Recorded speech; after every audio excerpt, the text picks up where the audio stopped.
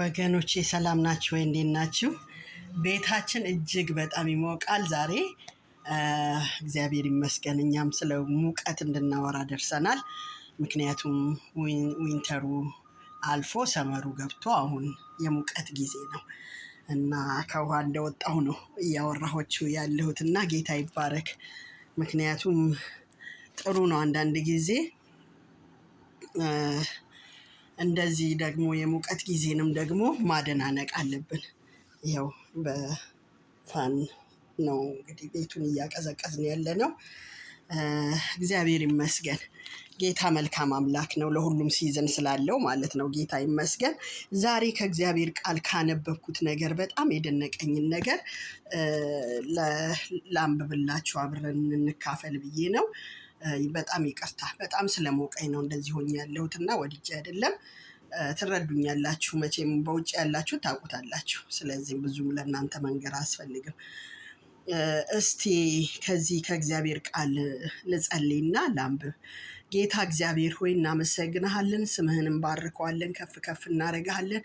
ክብር ምስጋና ለአንተ ብቻ ይሁን። ጌታ አምላክ ሆይ ብዙ ነገሮችን ጌታ ሆይ የአንተን የእጆችን ስራ እያየን እንድንደነቅ አንተ ስለረዳህን ጌታ ሆይ ሁሉንም ደግሞ ለዚህ ለክብር ስለፈጠርካቸው እናመሰግንሃለን። ክብር ምስጋና ለአንተ ብቻ ይሁን።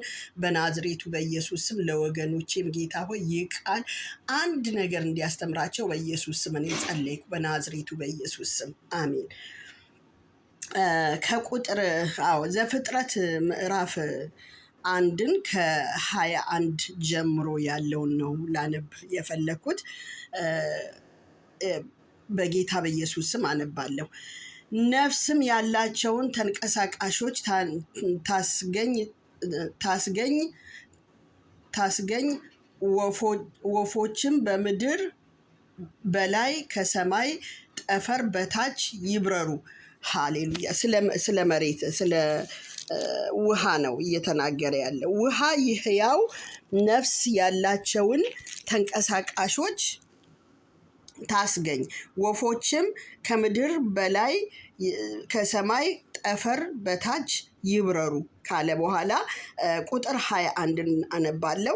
እግዚአብሔር ታላላቅ አንበሪዎችን ውሃይቱ እንደ ወገኑ ያስገኘቻቸውን ተንቀሳቃሾችን ሕያዋን ፍጥረታት ሁሉ እንደ ወገኑ የሚበሩትንም ወፎች ሁሉ ፈጠረ። እግዚአብሔርም ያ መልካም እንደሆነ አየ። እግዚአብሔርም እንዲህ ብሎ ባረካቸው ይላል። ይሄ ነው በጣም የደነቀኝ ክፍል። እግዚአብሔርም እንዲህ ብሎ ባረካቸው። ሃሌሉያ። ብዙ ተባዙም፣ የባህርንም ውሃ ሙሏት፣ ወፎችም በምድር ላይ ይብዙ። ማታም ሆነ ጠዋትም ሆነ 5ኛው ቀን ሆነ ይላል እና በጣም እዚህ ጋር በጣም የገረመኝ ነገር የባህር ተንቀሳቃሾች እንደገና አዋፋቶች በሰማይ ላይ የሚበሩ እግዚአብሔር ሲባርካቸው ምን አለ? ብዙ አላቸው። ጌታ ስሙ ይባረክ። ብዙ በምድር ላይ እንዲበዙ ባረካቸው ማለት ነው። በጣም የሚገርም፣ ልክ የሰው ልጅ እንደባረከው ማለት ነው። በጣም የሚገርመው ነገር ብዙ ነገሮች ስንመለከት እንስሳትንም ሆነ እጽዋትንም ሆነ ሰዎችንም ሆነ ስንመለከት የሰው እጅ ያለበት የመባዛትን ምክንያት ሁሉ የሆኑበት ነገር እናያለን። ግን እዚህ ጋር ስመጣ እኔ አዋፋትንና በውሃ ውስጥ ያሉትን ነገሮች ፍጥረቶች ሳስባቸው በሰው እጅ የሚበዙ አይደሉም። ገብቷቸዋል ማለት በጥቂቱ ወስዶ ለሙዚየም ለምናምን ሊያበዟቸው ይችላሉ። ግን ስራዬ ብለው በምድር ላይ እንዲበዙ ማንም ሰው ብዙ ጥረት ያደረገባቸው እንስሳቶች አይደሉም። ግን በጣም የሚገርማችሁ በእጥፍ በዝተው ያሉት እነሱ ናቸው። በእጥፍ በዝተው ያሉት እንደዚህ እንደኔ አስተውላችሁ ከሆነ ማለት ነው። እና በጣም ገርሞኛል። ለኔ ለምን የእግዚአብሔር ቃል ኃይል እንዳለው ከዚህ የተረዳሁት የእግዚአብሔር ቃል ኃይል እንዳለው፣ የእግዚአብሔር ቃል እግዚአብሔር ይሁን ያለው ነገር ሁሉ መሆን እንደሚችል ወገኖቼ ገርሟችሁ ያውቃል? በቃ በምድር ላይ ሰውን እንኳን ለማብዛት በማሽን ውስጥ መወለድን እስከሚችል ድረስ የሰው ልጅ ብዙ ተመራምሯል። ነገር ግን ከምርምር ውጪ የሆኑ እነኚህ እንስሳቶች ከምርምር ውጪ የሆኑ በራሳቸው ጊዜ የእግዚአብሔር ቃል ባዘዛቸው መሰረት እየበዙ ያሉትን እነኝን አዋፋቶችንና እነኝን በባህር ውስጥ ያሉትን ነገሮች ስናይ ለእኛ ትልቅ ምሳሌ ይሆናል። የእግዚአብሔር ነገር ላይ በጣም በጣም አምነንና እምነታችን እንዲጸና የሚሆንበት መንገድ ይመስለኛል። እኔ ወገኖቼ እግዚአብሔር ካለ የማይሆን ነገር የለም። እንደምናውቀው በተለያየ አይነት ሁኔታ እነኚህ ነገሮች ሊጠፉ ይችሉ ነበረ። ከዌዘር ከተለያየ ሁኔታ ማለትም በቃ በሆነ በደንብ ካለመያዝ በደንብ ካለመንከባከብም በተለያየ አይነት ሁኔታ ብቻ ሊጠፉ የሚችሉበት መንገድ ነበር። ነገር ግን እግዚአብሔር ቃሉ ሃሌሉያ ቃሌ የተናገርኩት ሳይፈጽም ወደ እኔ አይመለስም ብሎ ቃል የገባ አምላክ እግዚአብሔር በቃሉ የታመነ አምላክ እነኚህን ፍጥረታቶች በምድር ላይ አብዝቶ እንደውም እነሱ ስንመለከት የምንደነቅበት በውበታቸው በጣም ያማመሩ የሰው ልጅ የእጅ ስራ እንኳን ሊሰራቸው የማይችላቸው አሁን በአርት እንኳን መንገድ ስንሄድ ያው ስለ አርት ትንሽ አይዲያው ስላለኝ ነው የምለው እንደነሱ የሚያምር ነገር መስራት አልቻልንም። በእነሱ ላይ የምናየው ውበት የተለየ ውበት ነው። ይሄ ጌታ ያደረገው ነገር ስለሆነ ነው።